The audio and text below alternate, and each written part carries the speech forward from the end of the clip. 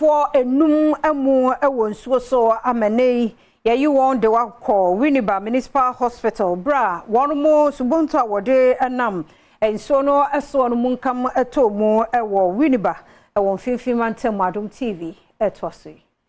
Segana de hye be hye nenso a efiada etwam no Adom Kasee bo amane edefa afawefo no bia omukọ nsuo so ankoko yi nam nenso omukọ donda ne butuye ewo Winneba ye no wo mfimfim mantem ne mo na sansimi ho no senana no ewo honom echiremu dia abra afawefo no kodwo nsuo no so no eposo chibi abo omukọ do no ene nam so e ma kodo no da ne butuye no hena we futu echire sa abra omuti sansimi yi wo mu ho edwure wo mu eno nti ode ade serato Ghana mampanyin na nado danko akofo do anim ani osoafo hwe afawensem so se wo mbra won sera ba mu na afawefo honom no wo ma wo mu life jackets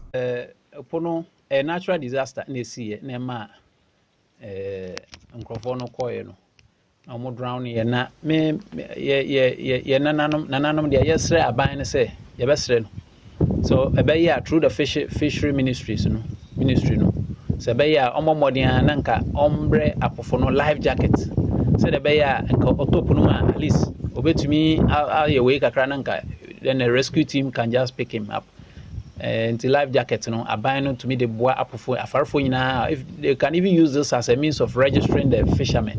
you know, all register mo nyina, then they can know the numbers that apply in that trade. It will help more information gathering processes. Wamana so wa wasanso shebo se odehye bi gu akwema mo from wo kro ni mu a wo ma wo fon hye da ni sika no obeso wo masne wo ma desuansem mo we pay foundation anum na old age obi o ha we hu na brabwa na so obi o ha nyoma bi nti nyoma ye din ma no nti sisi a baby a wakwakodo no ese society na eje no eboa no nti ano so meboa ma bibia ye kama na at least monthly bia no ebia from October September and October going ye be make sure say ye be ye sa nyoma na aboa